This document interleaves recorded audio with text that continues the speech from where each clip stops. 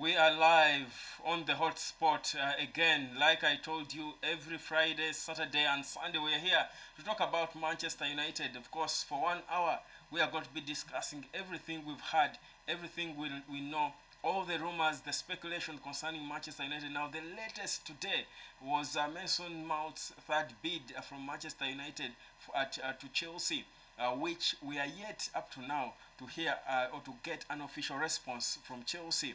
But the third bid has been put in. Welcome to the hotspot. My name is Webb again. Always here, of course, we're going to be talking about a lot.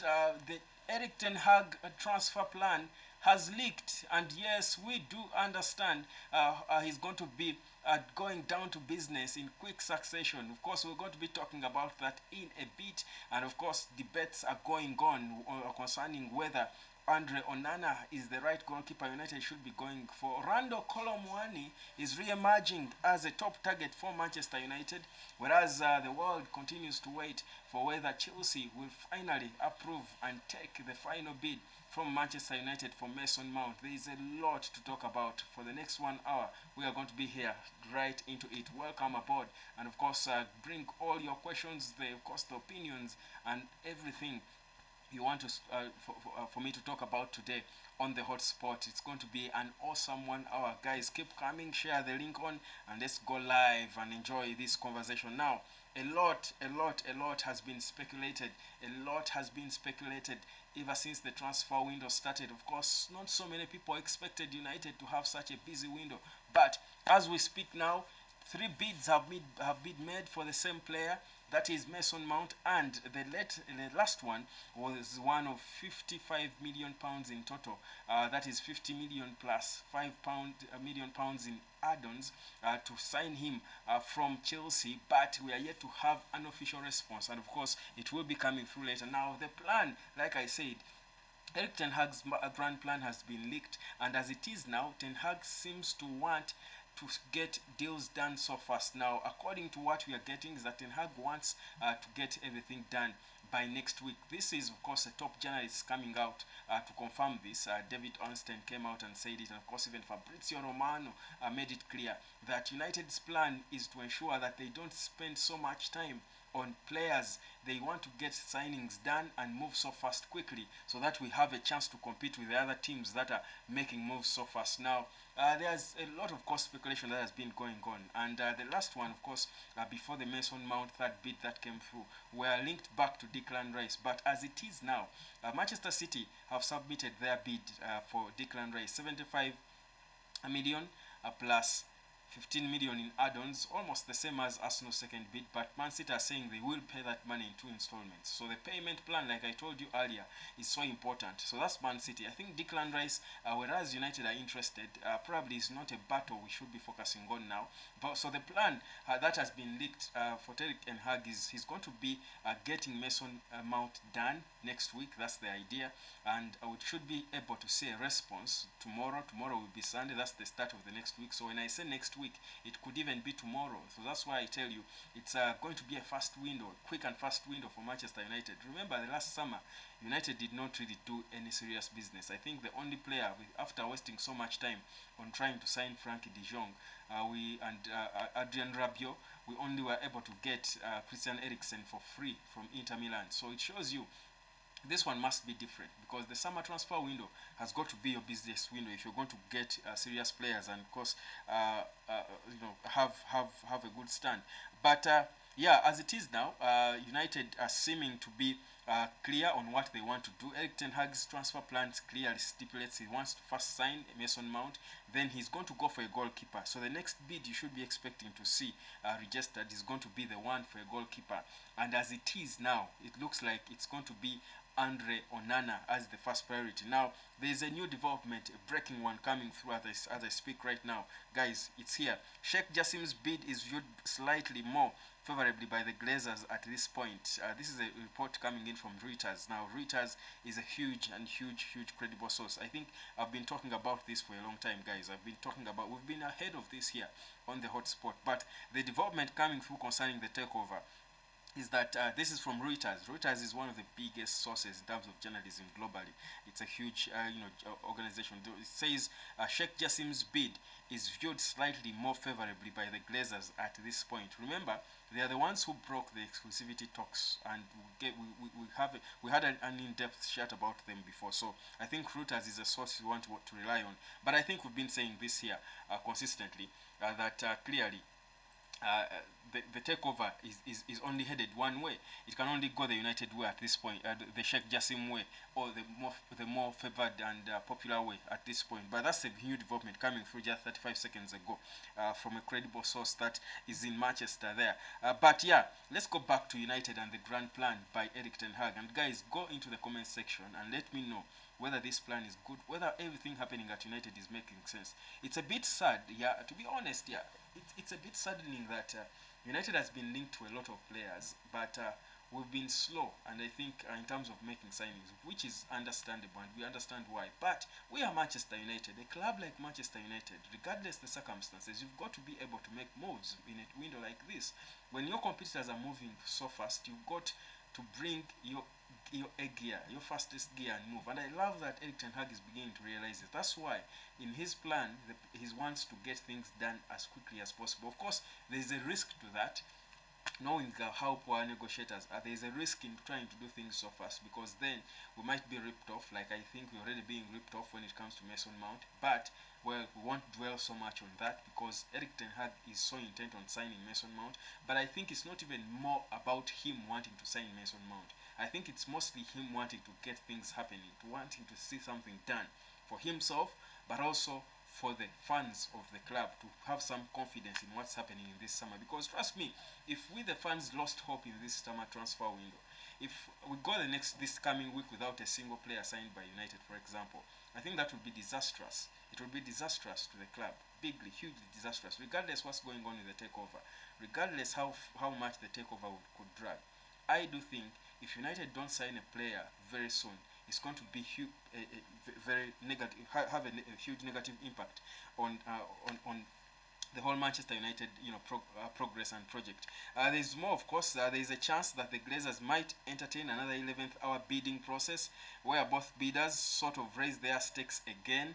Now, this is a new development coming through, guys, from a source in Manchester concerning the takeover. I don't want to hear this. Of course, the Glazers, the greedy Glazers, are seeming to enjoy their game, their delaying game. And now what is being said, there is a possibility they might delay it further and trying to entertain another bidding. This is the United Stand reporting. There is a chance that the Glazers might entertain another 11th hour bidding process, where both bidders sort of raise their stakes again.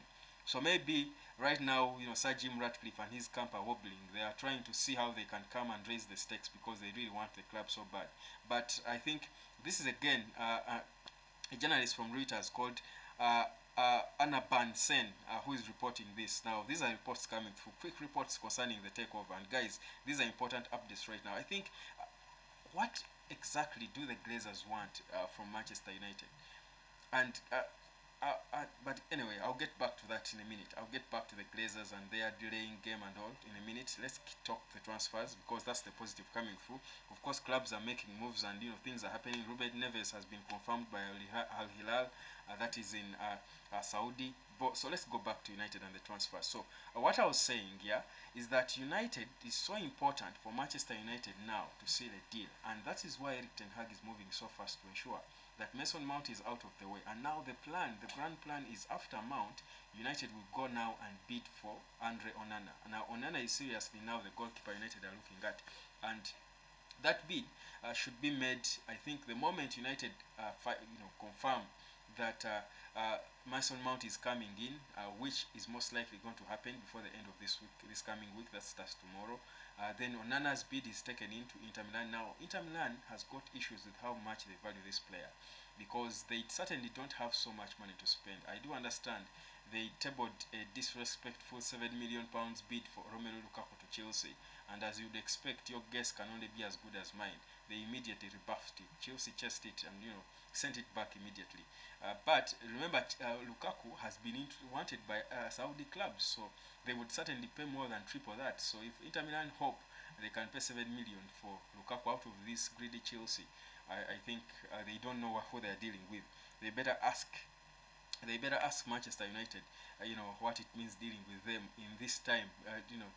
Case in point, given the fact that they are getting so much money from Saudi. But yeah, so Manchester United will then go and bid for Andre Onana, and the value of Andre Onana, according to Inter Milan, is about 60 million euros. That's how they value him, or thereabout. Now, that's a bit on the higher side. I feel like Onana is a goalkeeper United should be able to get for 45 million. And guys, United has got to do a lot of mathematics in this window, because we don't have so much money to spend, yet we've got, I think, all departments need to be boosted. Now, if you're going to be competitive early in the season, we want, before even we wait for the January window, we've got to be able to make the right decisions, have the right priorities. Now, already I have disquiets about the priority of spending 55 million on Mason Mount at this point.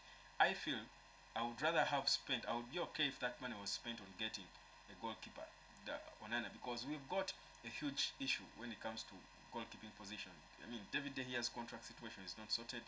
You don't want to be going and being ripped off on a player who has got a year left on his contract, yet you've got a bigger problem, a bigger elephant in the room. You need to want to tackle the elephant first. But, of course, the approach then perhaps shows you that there is confidence that the money is there. Ten Hag, I'm sure, knows what he's doing. But, yeah, so United is going to go and bid for Onana. I want to hope that if these guys at United can bargain right, they can be able to get Onana for 40 million or at most 45 million pounds. Now, he's 27. For a goalkeeper, that's prime. So, of course, he's a good ball distributor. It's sad that I can't play for you, because surely you can check the videos if you haven't. But he's a brilliant goal distributor. I think if David De Gea is leaving because of his non-goal distributing abilities, I think Onana is impeccable at those, because he's a proper pass of the ball. You think he's an outfield player. So in that, I think he scores 100%. For me, my only issue with Onana would be his longevity. But of course, there's only one way to find out how far he can push. I mean, he has been improving as a goalkeeper in the past years, to be honest. Well, at the he hasn't been playing at the topmost level. He was never playing Ajax and Inter Milan and not Man United. But Inter Milan has been in the final of the Champions League, and of course they have got pedigree when it comes to Europe. So they are not a small club, but they are not Man United, certainly. So there is, I think, every reason has to be positive. And for me, I can't even go on and dwell so much on the Onana issue and all. But the plan, according to Ten Hag, is to go bid for Onana next after David De Gea. So that's the plan. Ebonila is here. He's saying, I think they should just announce Jassim instead of altering our appetite. Yes, I've just told you about the reports that are coming through now, that are just been reported from Manchester, that they are hoping to now go into an 11th hour bidding process again for the two parties to come. I think Sir Jim Ratcliffe is putting in a case to try and come back and into the picture. He wants to be listened to, and maybe he has he hopes he can improve his bid and perhaps convince the Glazers to listen to him. But when you grant exclusivity again, but of course you wouldn't be surprised by the Glazers if they did that, because they have proved that they can be the most unprofessional guys you know. Because, I mean, how they've been acting at United all through, I mean, has been proof of how unprofessional they can choose to be. So they can choose to say they have granted exclusivity to Sheikh Jassim, like we know they have, but then backtrack on this and, of course, open an 11th hour bidding. So at this point, when it concerns the Glazers, there is nothing you can refute. But what we know is that exclusivity was granted, and for all this time, the silence we are seeing is because they are focused and trapped in talks and negotiations with Sheikh Jassim. The Glazers are entrapped in negotiations exclusively with Sheikh Jassim. So Sir Jim Ratcliffe and Ineos are only trying and knock on the door, open the door for us to come back and you listen to us. That's what they're doing. I don't think they will succeed. Cheswa Bashil, good to see you, brother. Hey, bro, how are you doing? I'm alright. How are you doing yourself, brother? Well, so let's go back to the transfer plan. So Ten Hag's transfer plan seems to be clear. So after Mount, go for Onana.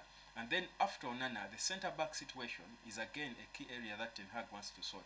Clearly, because of course of the lack of consistency when it comes to our starting centre-backs. That is Lisandro Martinez and Rafael Varane. So these are good. They are two impeccable centre-backs, but they are not consistent because of injuries. Martinez tweeted, he posted on his Instagram, saying that his recovery is going on well. They might all be back for pre-season quite in time. But we've seen, and again, if history is anything to go by, they have proved to us that they cannot be consistent. So we certainly have got to have proper backup centre backs. Now Kim Min-jae is not completely out of the equation.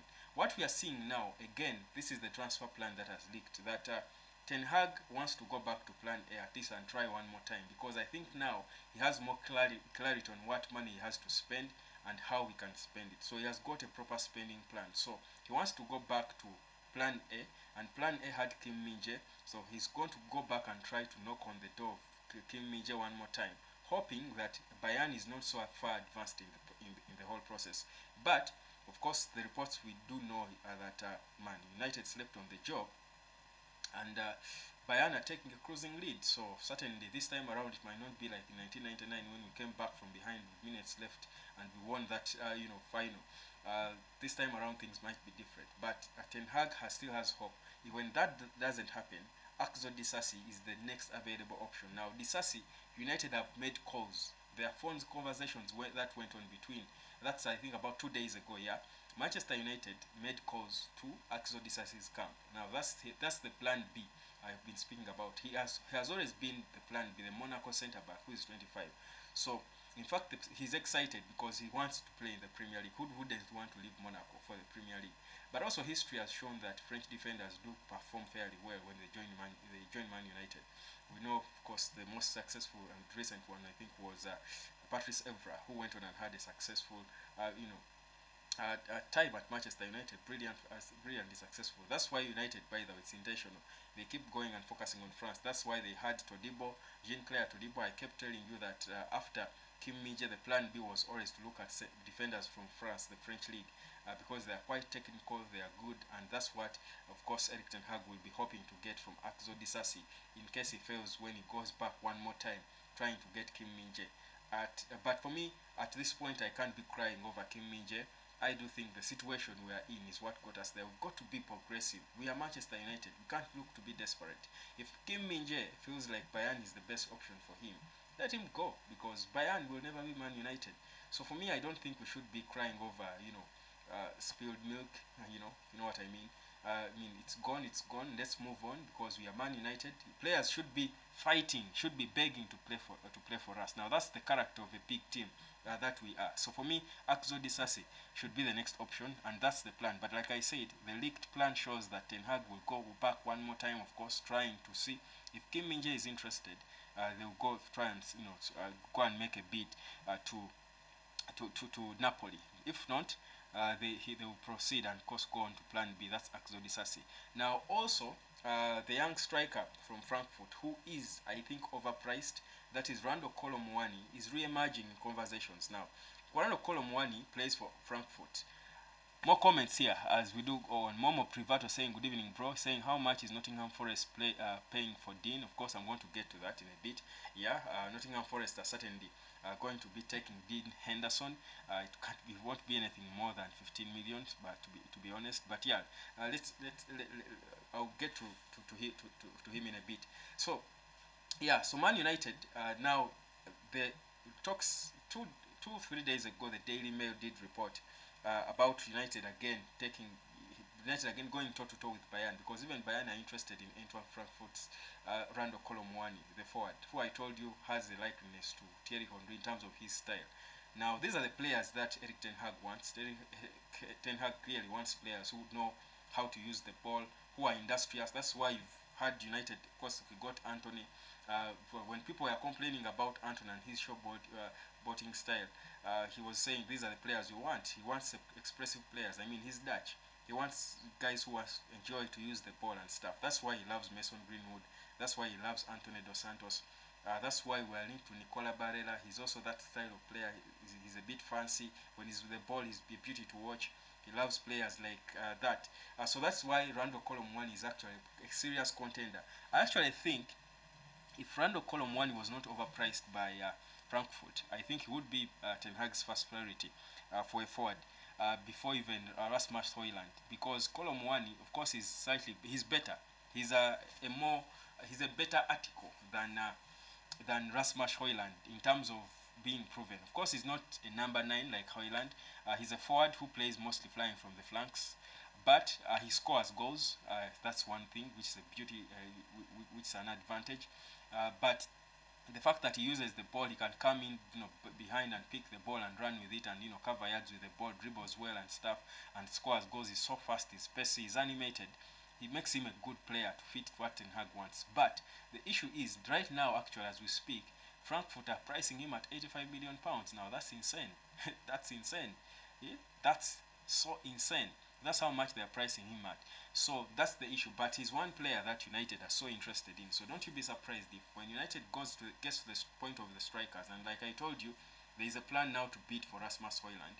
But when they get to that, point of sorting the striking department, don't be surprised if United tries to bid for for the two forwards. That's Rasmus Højlund and Randall Colomwani. Now that's according to the Ten Hag plan. So they are sort of limiting. Like I told you, they've got at most 200 million to deal with, at least for now. So what they are doing now is trying to trim down the priorities of the club. But I would want to know from your opinion who you think the priorities of Manchester United should be in this transfer window after Mason Mount, who they want to be done by next week. That is the week that starts tomorrow. Who should be the next priority? Like I told you, as in the plan, it is Onana. Then from Onana, of course, Rabiot. That one, I think, is a question of when, not if, he will come. I think if you, for the moment, gives a response to Juventus for their tabled offer to extend his contract after the end of this month, I think we would be able to know whether he's coming or not. But I think most likely Rabiot is coming in for free. So I think Ten Hag wants to sort the goalkeeping after getting Mount, sort the goalkeeping, and then go to the striking, the central defense, and then the striking department. And I think that will be it for this summer transfer window. So that's a bit of the plan for Ten Hag. But of course, the takeover might have, of course, an impact in this, because things could change. Remember, the other players like Harry Kane, who are linked to, are still there and hanging. And Kane seems now to want to leave Spurs. In fact, don't be surprised if soon he puts in a transfer request. So if United, the takeover is expedited, for example, it's done fast, and United in some way can be able to forget about the financial fair play and find smart ways of working around the financial fair play, so that we are able to spend a cooler 100 million or 90 million on a single player like Harry Kane. Then Kane might come back into the conversation. So that's a bit of the situation. So the priorities for United now, like I said, Mason Mount, done this week. Centre back, go back one more time on the knock on the door of Kim Min-jae. If he's not interested, move to Axel Disasi. Then, of course, Rabiot coming in the middle of the park for free. Get a striker, one or two, depending on how much money is available to spend. Because United, like I said, could have about 200 million to deal with, 200 million pounds. Thereabout to spend, but also letting go of certain players and selling a few players. So that's a bit of the situation at Manchester United. The question, though, for me is, do you think United should be spending 55 million on Mason Mount? Well, that's something you want to. But also, who, in your view, should United go for next? Who, in your view, should United go for next? And I'm trying to of course, see if there are any more updates. Of course, go on, guys, in the comment section, and let's see what you think. Ebonela, please highlight me about De Gea and Onana in terms of saves. Well, I think now this is a tricky one, because the fact that Onana plays in the Italian Serie A, and David De Gea has been playing mostly in the English Premier League. But I think we can't question De Gea's abilities to save. I think David De Gea has been United's savior for the most part of the post-Sir Alex Ferguson era. Even when Sir Alex Ferguson, I think, was there for some time. I think David De Gea has been consistently saving United, more so with that foot, his signature foot that he leaves behind when he seems to be beaten. I do think you cannot question David De Gea's ability to save. He's a good save of the ball, but the game has changed. Football has shifted so much now that modern managers want goalkeepers who can build from behind. Want goalkeepers who can pass the ball, because when you have a goalkeeper, and Pep Guardiola has proven this so well, when you have a goalkeeper who can pass the ball and distribute it comfortably, he organizes the team, because remember the fact that the goalkeeper is positioned behind in goal, they see the field more. So the easiest way to initiate plays with the person who is farthest in the back, because they are seeing the pitch and the spaces and all. So you want a goalkeeper who can comfortably pass the ball. So the saving, if you compare De Gea and Onana, certainly De Gea might be slightly better, but Onana is good. We've seen, he has proven Onana is a good save of the ball. He's brilliant. But what the edge he has over David De Gea is the ball distribution, which is important. It's a key. And I think that's the edge he has over Pickford as well. It's an important attribute for a goalkeeper. You've got to be able to distribute the ball. And you've seen that all teams that have goalkeepers, we call them ball-playing goalkeepers, who can distribute the goal, are teams that play good football, but they are teams that open up their opponents quite well, because the goalkeeper organizes, like I said, from behind. They are seeing, they have a better view of the pitch, so they know where to put the ball. We've seen Onana pass balls directly straight, playing one-route passes, from goal, and we've seen Inter Milan being competitive with his one-route passes. We've seen him start the ball in the mid of the park, passing to his midfielders, and we've seen Inter Milan, build with his stats. So for me, I think we shouldn't compare De Gea and Onana in terms of saves, because De Gea has saved United before well, but Onana has good ball distributing abilities. And the reason why Erik Ten Hag, and he was clear, the reason why Ten Hag, like we've all seen, was tired of De Gea was never because he was not a good save of the ball, but it was because he was not a modern day goalkeeper who knows how to build from behind. So you reach a situation, it affects your style. It affects your style as a manager. If your style is to build from, and that's the reason why David De Gea was dropped from Spain by Luis Enrique, because the Spanish football is that's the kind of football they play, and that's the modern game anyway. It's the modern kind of football you play now. It's the one route football does not work, because the more you just kick balls away, aimlessly. I've seen De Gea do that consistently. He gets nervous, he gets timid when the ball is on his feet, and he just kicks it anywhere to whoever it might concern, and it costs you possession. And whenever you lose possession in the Premier League, it's wrong, because the Premier League is so direct that the moment you lose possession, they are coming back at you. So you put the team under a lot of pressure. The team has got to be able to reach a point where, when things don't work, when the attacks don't work, they can rely on the goalkeeper to reorganize them, because you are the farthest player on the pitch. So if you are not able to do that, then it means you're restricting the build up to your center backs. Now, if you've got center backs like Harry Maguire, it's even worse. So you understand. So it's double trouble. So that's why it's so important for a goalkeeper to be able to play the ball and distribute it well, if you're going to be a competitive team in modern era. So De Gea and Onana, yes, you asked about who is better in terms of saves. I think they are both good at saves. It's really difficult to say this is better than the other, but Onana has proved he can save. We've seen De Gea prove he can save, but the bigger difference is the goal distribution, and that is why Onana is loved now by Erik Ten Hag. And the fact that they have worked together before at Ajax. Ajax was playing the most entertaining football, and I think after Manchester City, under Erik Ten Hag. So I do think it's really a good game. My only disquiet with Onana, for me, and I will be clear, is longevity. I'm not sure if he will be able to give us at that level, playing for a club like Man United. I'm not sure if he will be able to give us good consistently for 5 years or thereabout, and that's what you need from a goalkeeper. But again, I'm sure there's only one way to find out. No? Yes. Ebonella, I think they should just announce Yassim instead of altering our appetite. Well, keep the appetite, brother. It's a question of when, not if. Anolina Alguma saying, good evening, Web. Can Declan Rice and Casemiro play together? That is, if he join United. Thanks for the show. Yes, certainly. I think that would be the perfect central midfield, combination duo, because Casemiro will then have to sit completely behind. But even then, they can play, because Declan Rice has proved that he can play both as a number 6 sitting there, but also as a number 8. He can even play as a number 10 by Declan Rice. He's industrious when it comes to the middle of the park. That's why Pep wants him, because Pep wants players who can be used in different roles. So he can play holding midfield, he can play number 8, he can play number 10 as well. So depending on the situation you're in. We've seen him play all positions at West Ham United. When they were fighting relegation, he was playing number 6, and I think he had the best tackle. He was leading in terms of tackles won. I think in the Premier League is number 1.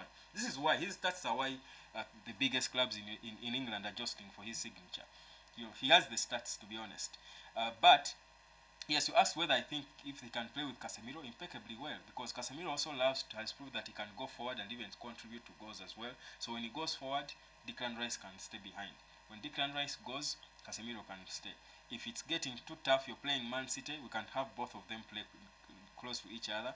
Then Bruno Fernandes is the one ahead of them roaming. He's freed, because I believe we shouldn't even be seeing Bruno Fernandes playing on the right, on the left. Fernandes should be playing the number 10.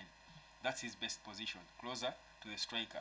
So for me, I do think I do think they can play well together, and I think that would be the perfect duo. The only thing is, practical, I think it's difficult to get him now, Declan Rice, but it would be an impeccable signing. Ebony Momo Privato saying, I think we have to go next for a centre back, after Mount, then a striker. Okay, that's what Privato feels. We need to first go for a centre back. Like I told you, United are going to go back to Kim Min-jae because they had a discussion. You don't just end a discussion just because you hear Bayern is taking the lead.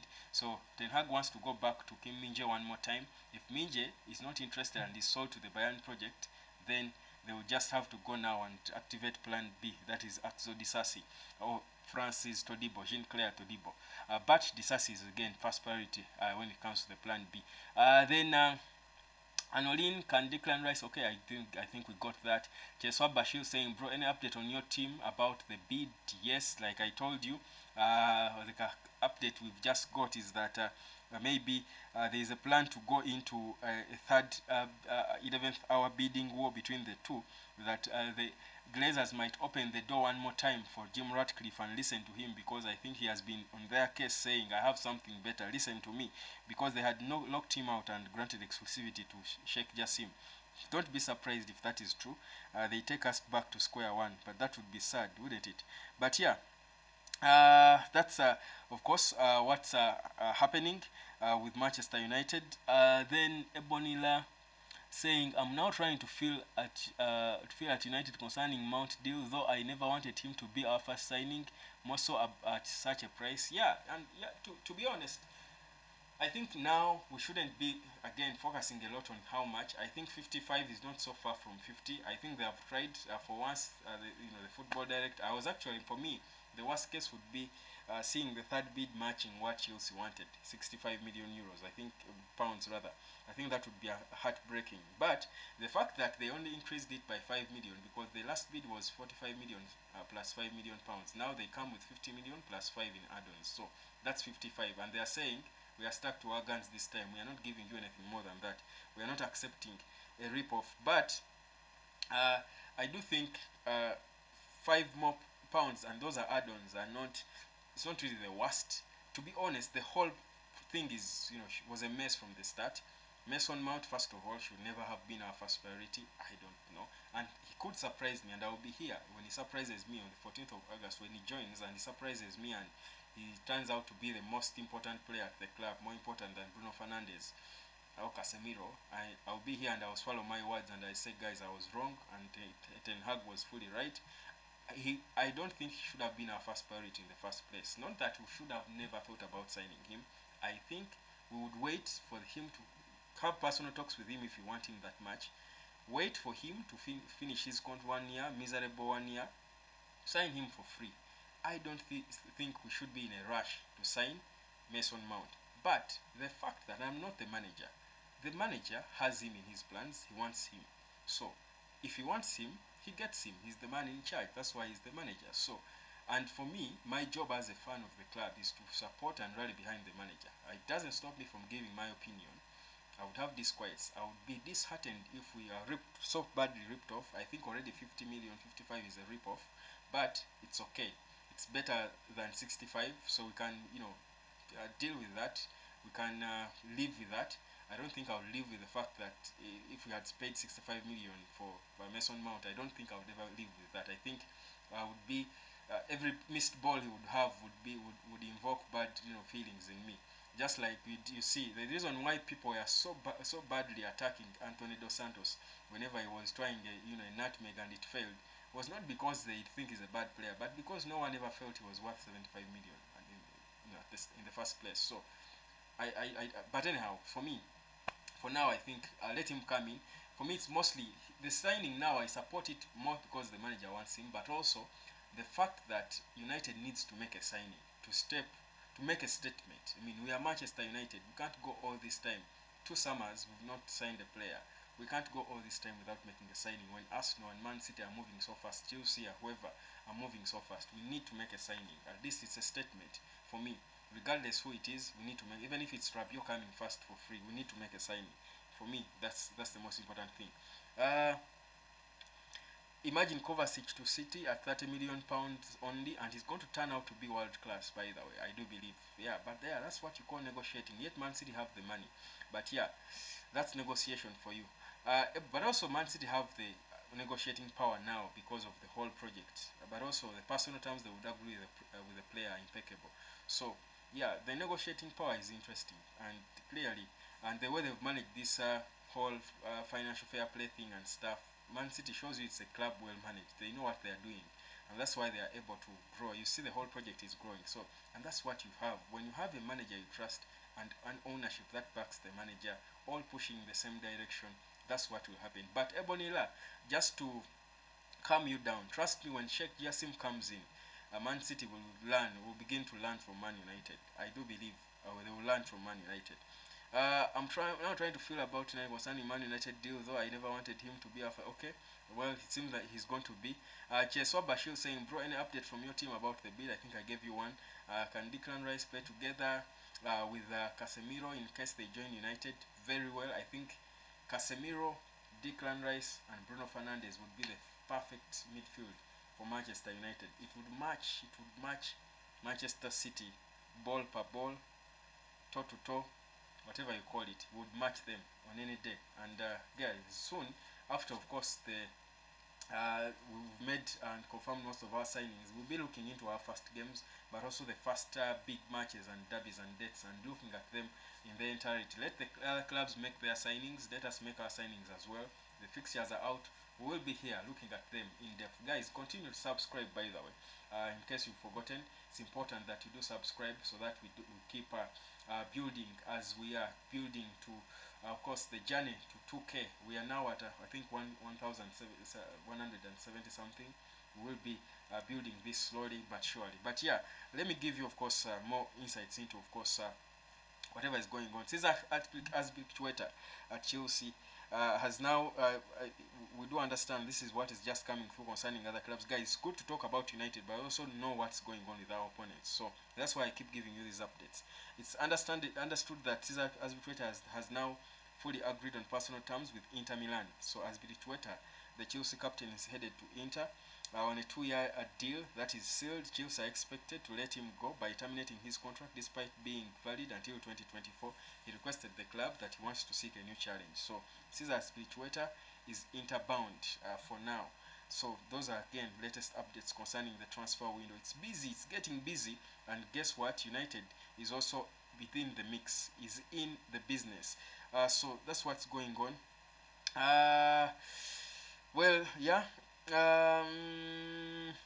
Yes, guys, go on and let me know what you think about United's plan, the transfer plan. We've got about 20 minutes to go. The transfer plan, yes, the gentleman here just clearly said he thinks we first need to go for a centre back even before a goalkeeper. Here is the thing. I don't think, actually, at the worst, when the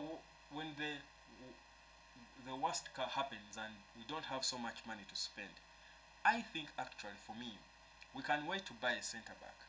For me, if we are to sort things, if we have a small budget, for example, to work with, and God forbid, I hope it does not the case, but if the worst happens and we have to buy, we don't have enough money set to sort all departments. For me, I think the priority after getting Mount, who was never a priority for me, but a priority for Ten Hag, but after getting Mount, for me, I think we should go for a striker and a goalkeeper. For me, those are the areas we need to sort in this summer. we can wait and sort a centre back next, because we had a fairly good defense. Somehow we managed, because I think Victor Lindelof came in and he tried to deputize well. But if we get, actually for me, I would prioritize a striker, a goalkeeper, and a midfielder, a central midfielder, someone to support Bruno Fernandes and Casemiro. I would prioritize them more ahead of a centre back, because when you have a solid midfield, that's why the midfield is the engine of a football match. The reason why United, David De Gea had so many clean sheets and won the Golden Glove, it was, I think, for me, mostly because of the presence of a solid central midfield, a solid midfield, with Casemiro boosting it strongly. So for me, I think we need to boost it further. So it's important, and I'm sure we can get good players, and of course when Rabiot comes in, he would add on that.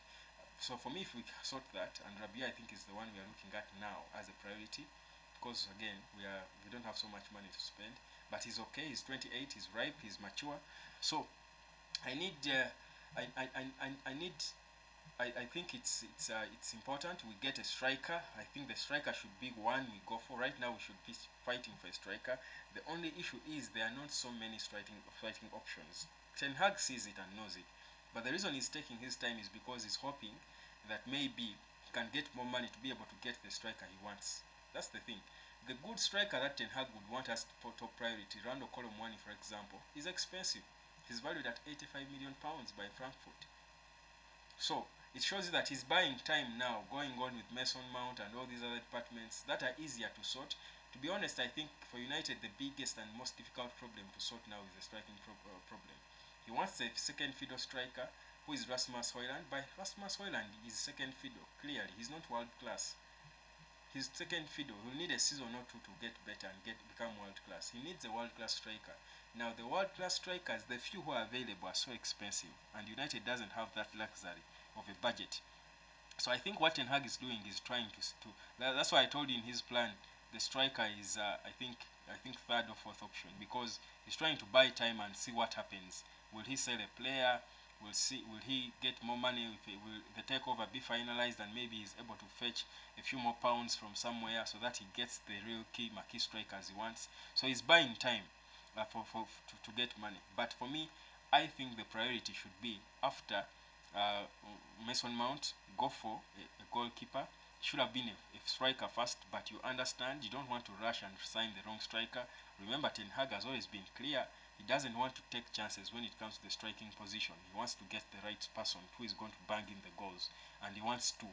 A senior one, proven, and a younger one to learn from the senior one. So it's important. Senoga Ramanzan, good evening, brother. How are you?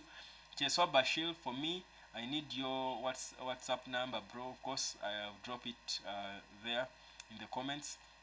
What about Hurricane? Yes, like I said, Ken seems not to be a player that Daniel Levy is willing to release, because they are not communicating. Whereas United Express registered their interest in the player, Daniel Levy, like I've already said, Sir Alex Ferguson said dealing with Daniel Levy is more painful than having your hip removed.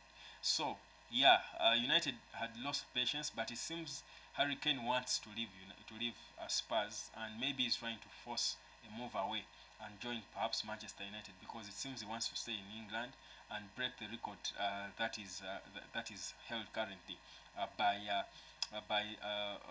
Alan Shearer. That's the goal scoring record in the Premier League, and he's just a few goals shy of him. So Harry Kane might want to push through a move to Manchester, because this next season, or maybe the next two seasons, his only chance to winning a trophy. Of course, Spurs is never going to win the Premier League or the FA Cup or whichever, even the Carabao next season. They are not going to do it. So Harry Kane wants to see that at least by the time he's 30, he's turning 30 next month, he wins something. But I think he was also convinced by his England teammates who play for Man United. So Harry Kane might force a move through, and that's why I say Ten Hag is trying to buy time and monitor the situation. But the issue with Harry Kane is that, as you would expect from Daniel Levy, he will overprice him. He's got a year left on his contract, but they would want a cool 100 million. Is that money we have? Perhaps not. Bison to Wanje is saying we need Mbappe. Do we need Mbappe? Of course, any club needs Mbappe, but it seems Mbappe might be headed to Real. according to reports we are getting. PSG want about 200 million euros plus 50 million euros in add-ons. You know, we don't have that money, to be honest. We don't have it. We don't have it. But he would be a good signing, obviously. But I don't think he will come in this window. I don't see it happening, to be honest.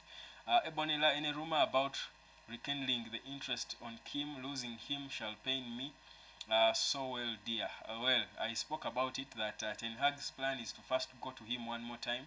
Now that he knows what he has got to deal with and spend, what budget he has, I think has a better idea of what he has to spend.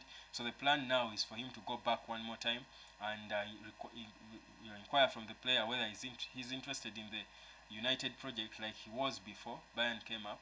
And if he's not, then he will just leave him and go to plan B. That's Axel Disasi or Todibo.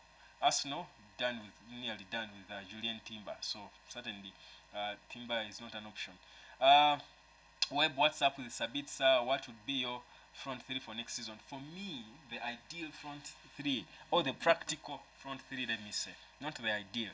The ideal would probably be Mbappe or whatever, or Victor Osimhen, but we're never going to get these ones.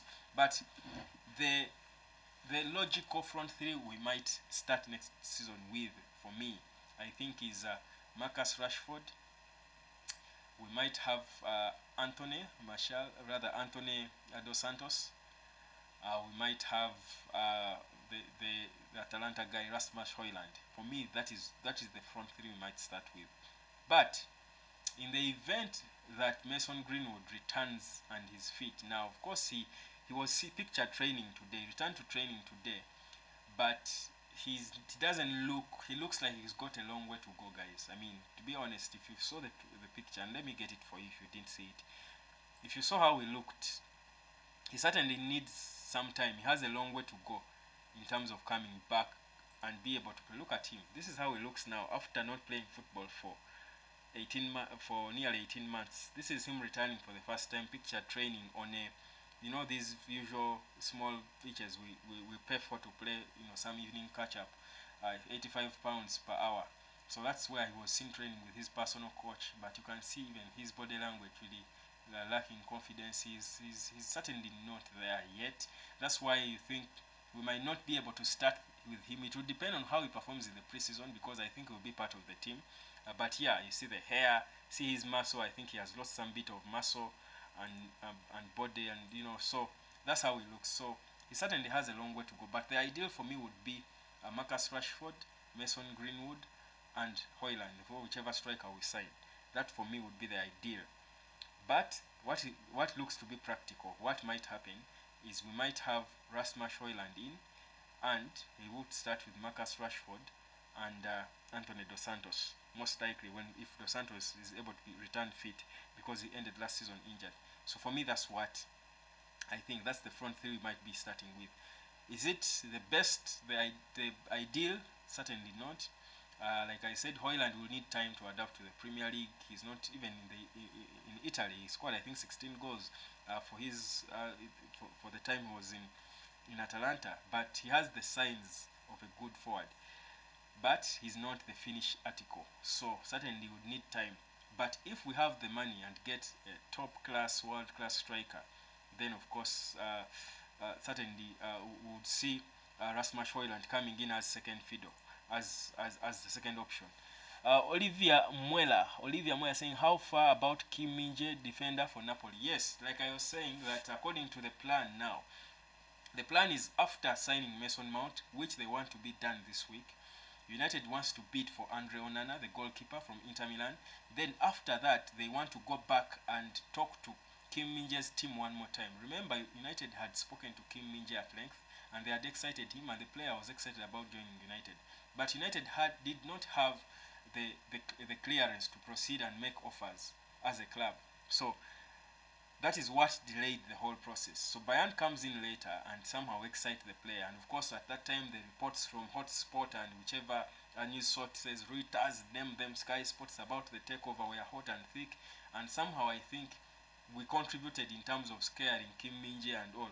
So when he had an option, he was like, maybe this is not a mix I'll be ready to go into. But also being a player playing for Napoli, and he clearly wanted to leave. He's a young player, I think he's 21 or thereabout.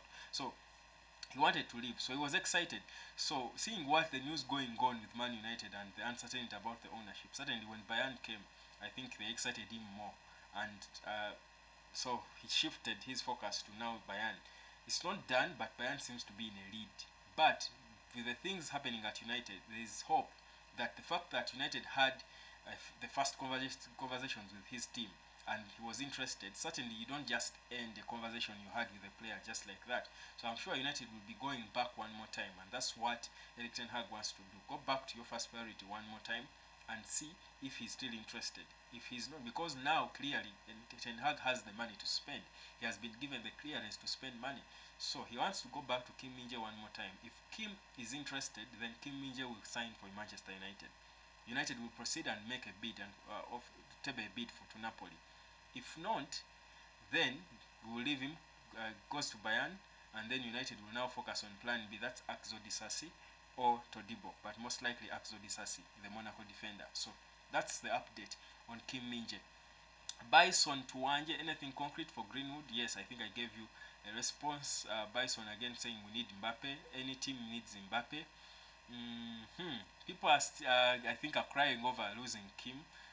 I don't think I would cry a lot over losing Kim Min-jae. I actually think Axel Disasi is a good defender. Yeah, Kim Min-jae is the best, I think, hottest young defender in the world now, to be honest. But I think Axel Disasi is not bad, and I think he would fit in the Premier League because also what he does is he contributes to goals going forward. He scored 3 goals and assisted 3. But also he can play both as a right back and a centre back. That's another added advantage, and I think it's a good thing for him. But I wouldn't cry a lot over Kim Min-jae if he didn't join. And I think for him I think it's his loss. It's his loss. I mean, choosing Bayern over Manchester United, I think for me it's your loss as a player. I mean, the Manchester United project seems to be exciting where it's headed. They have got the right manager now. They've got the right owners coming in. The club is going back to where it belongs. So you want to be a part of that story. You can't tell me you want to go to a Bayern Munich for whichever reason, a club that is guaranteed winning the Bundesliga. So there is no competition locally. So you leave Napoli, with which you competed with. The Italian Serie A is such a competitive league. So you've left Napoli, that for the first time in almost 38 years, won the Italian Serie A. So you are playing at this level consistently, competing with Juventus, AC Milan, Inter Milan, AS Roma with Jose Mourinho. I mean, so you leave, and any team, let me tell you, the Italian Serie A might even be more competitive than even the Premier League. It's so competitive. So you don't leave as a Kim Min-jae, you leave this team, that is Napoli, that has even won the Serie A title, and you go to Bayern when Man U wants you. It doesn't make sense at all. So for me, it's his loss. It's his loss. We can't go on and on and on about Kim Min-jae. For me, it's his loss. I like him. I would want him. I think I would love to see Kim Min-jae don this jersey. But it's his loss if he chooses Bayern. If he can't be patient, I think it's his loss. Because he was affordable for United. Right now, I would be bidding for him already, probably. Gift Popo saying, hello brah, I'm a little bit late. Any takeover latest news? Well, takeover, okay, I'll tell you how far about Kim Min-jae and defender. Okay, I think Olivia Muel, I answered you on that. Gift Popo, yes, I was saying the takeover, there's a report that came in when I was live here from Manchester that apparently the Glazers might go again and open the door again for Sir Jim Ratcliffe, who they had locked out and granted exclusivity to Sheikh Jassim. And apparently in the 11th hour they might turn things around and open the door for him to listen to him, because he's been knocking so loud on it that they could listen to him because he's willing to improve on his offer of whatever sensible offer he was tabling, 70% and leave 20% to the Glazers, phase them out after 2 years. It wasn't making sense, but he seems to have wanted to improve it. But of course you cannot be surprised. Anything can happen from the Glazers. They can do anything at this point, but I don't want to believe that. What I know is that they granted exclusivity to Sheikh Jassim. Sheikh Jassim has been working so fast with his team with the 9-2 foundation to see they beat the process, they go through the process proper, and they are granted the club very soon in a few weeks. So for me, that's the update I want to believe. It's the report I want to believe. report of Sir Jim Ratcliffe, I think for me, should not come into the equation. Ebonila says Mason Mount's work rate, appetite of passing forward and make attempts shall benefit United. Well, obviously, Mason Mount, by the way, is a decent footballer. Take nothing away from him. He's a decent footballer. Again, we will sign him, I think, before the end of this week, and that's the idea. That's the plan for Ten Hag, to sign him before the end of this week. He doesn't want to dwell so much on it, and this is the final bid United is making. Now, it's a case of take it or leave it, by the way. So United are becoming men at last. They are saying take it or leave it now. We are done being taken for a ride.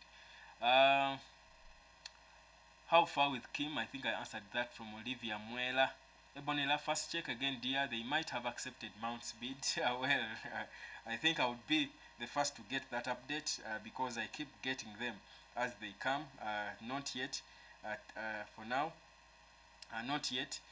But yeah, it would be good, and I'm sure they will accept it, because what we know is that Manchester, before Man United after the second bid was rejected by Chelsea, United kept having verbal conversations. Before the official bid is put in, there are of course verbal phone calls and verbal conversations go on, meetings and stuff.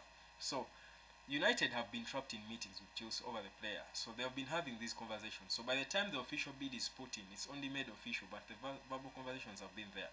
So what I know, and both sources from inside are clear, that this is going to be the final bid, and both parties feel that it is a good bid for a player left with 1 year on his contract. So I think it is a matter of time. This bid is going to be accepted. I think they are now agreeing on the payment plan and all.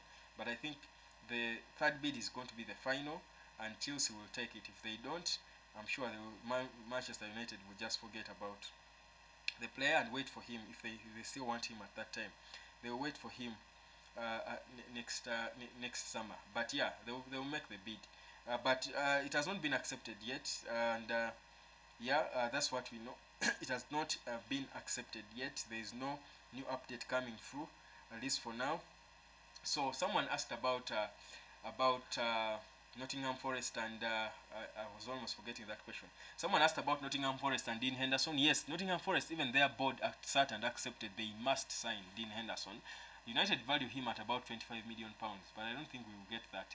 I think the most we can get from Nottingham is like 20 or 15 or thereabout, to be honest. But yeah, United are also being slow on the sale, of course, because of the lack of clarity on David De Gea.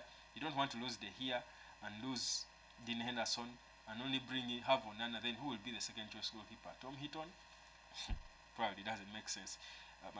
So certainly they are being slow, but I think United are clear.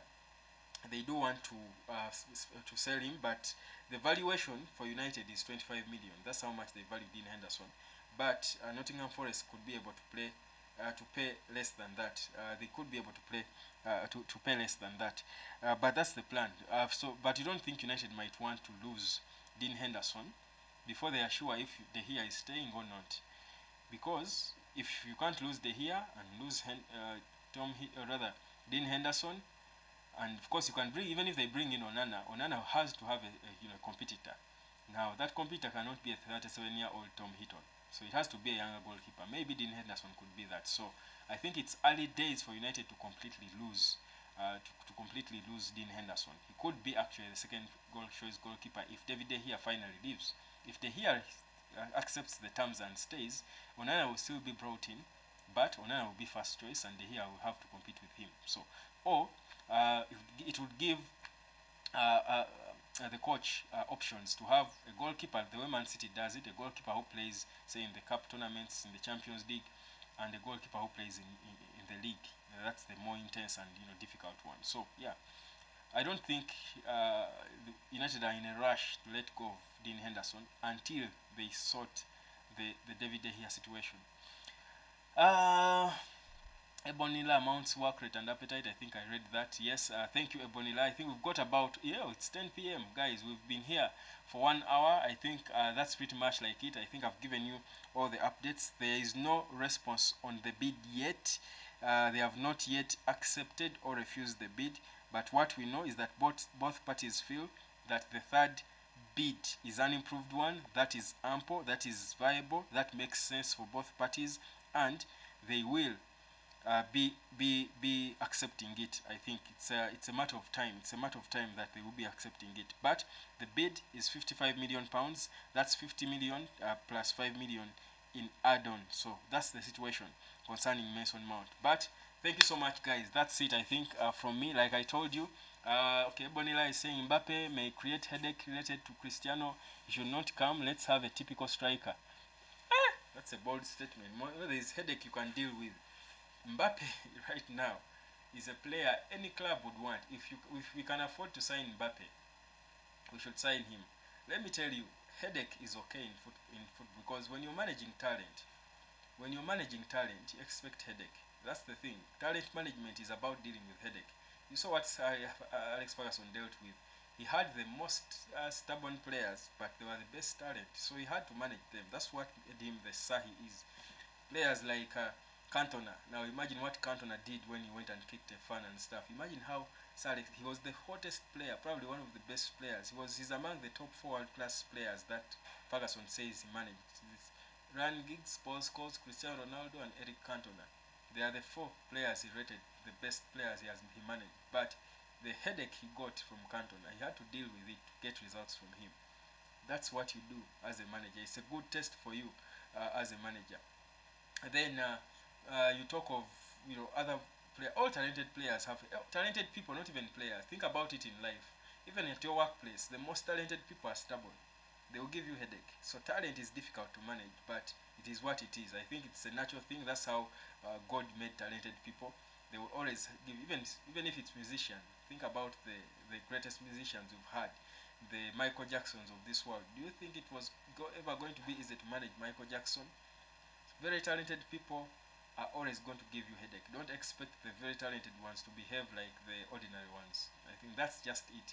It's the rule of life. So it's your test now as a manager, and that's why it's difficult to manage at the topmost level, because you're managing the best talent in the world, and that's the most difficult thing to do.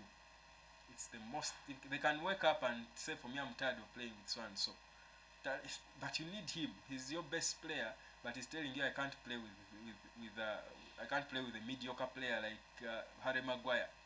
You can wake up and say, "Me, I won't," but that's talent. That's talent for you. So I think the headache Mbappe could bring, a 24-year-old world-class player who has won the World Cup, who you guaranteed will score goals, will make people run the whole night long, chasing him and chasing his shadows at the same time, but still scoring goals. For me, I think if we could afford him, we would sign him. Do we afford him? Not yet for me. But for me, no, I don't agree that we shouldn't sign Mbappe. If we can afford him, we can create headache. Headache is not a reason. For talent, headache is expected. Olivia Muela said, did Eric Bailly come back or not? Eric Bailly was loaned to what's the club? Olympique Marseille in France, but he should be returning because Olympique Marseille refused to activate their buyout clause, like the clause of buying him for £7 million, because they had him for one season, but they had an option of buying him, but they did not activate it. So as it looks now, Real Betis is interested in him. He's valued at about £2 million really. So he's not so much in the plans, I think. But the 29-year-old, I think, is one of those players who will leave, to be honest. We'll get a few pounds out of him. But yeah, his loan spell was done. What team did this program started and which days? What time did? Oh, so these are the days. So Monday to Friday we are live at exactly 10 p.m. That's 22 hours depending on where you are. We are exactly live at 10 p.m. Then on Friday, Saturday, and Sunday, because I know guys need to go out. I think for now it's 10 people need to go out and enjoy their weekend. So we come an hour before. That's 9 p.m. or 21 hours. So that's exactly where we are. So yes, Olivia, you're asking about what time did this program. We started an hour ago. So we started at 21 hours. That's at 9 p.m. For 1 hour. Now we are just 1 hour and 5 minutes. And of course, I see people are still coming on. But we've got to keep it within time. We've got to keep time. But Monday, so tomorrow we'll be here same time, 9 p.m., 20 to 21 hours. The same thing on Sunday. Then on Monday, it's 10 p.m. Because, yeah, Friday is the weekend. Friday, Saturday and Sunday, people want to go out and, enjoy, your weekend. It's a weekend, guys. So I don't want to keep you here for long. But yeah, at least now you can go out knowing about what's going on with Manchester United. And we'll be back here tomorrow at 9 p.m., 21 hours from wherever you are. Thank you so much for being a part of it, people all around the world, from Kampala, Kenya, London, US, France, everywhere you've been, Zambia, and all the West Africa, all the other countries you've been in, watching the hotspot. Thank you guys for subscribing. We are building, pushing the road to 2K. That's where we're headed, guys. Thank you so much. Keep sharing these videos, guys, because again, like I say, it's not about just me, and and it's about growing this Manchester United community, because we are going to do great things on this channel together concerning Manchester United. Ebonila, probably which team is likely to have Rice? I think Arsenal. I still think even if Man City brought their bid, I think Rice might go to Arsenal, to be honest. Ebonila, about Van der Sar back to coach United goalkeepers. Yes, there is that report of Van der Sar returning to coach United goalkeepers, but it's not yet that intense. It's not. I think the priorities now are not on him returning to coach the goalkeepers. But since he left as CEO of Ajax, and well, he's worked with Ten Hag before. It's possible. I don't see him returning though as a goalkeeper. I feel like that would be but anyway, let's wait and see. It's possible. But yeah, and Van der Sar is so much in the media lately, English media now. He seems to be back in the UK. So something could be happening. Could be rejoining Man United. Maybe not as a goalkeeper. Perhaps replacing Richard Arnold as a CEO, because he's more respected in football, and he knows. I think he has a better idea of what to do. He's been a CEO of Ajax when Ajax was competing with the best teams in the world. So maybe he could return as CEO. Thank you guys so much. Ebonila, thanks, bro. Be blessed. Be blessed yourself. Yeah, I think I've attempted to answer every question that has been asked. The latest, guys, as I leave, let's wait for the update. If the bid is accepted, guys, whether you're in a club, keep checking your phone. Turn the notification button on, because if the bid is accepted, even a minute after I leave, I will be back live with that breaking news. Count me on that. Just trust me on that. So, guys, we are not done until we are done. My name is Webb. Be blessed. Peace, love, and harmony. Subscribe, share the videos on. Catch you later.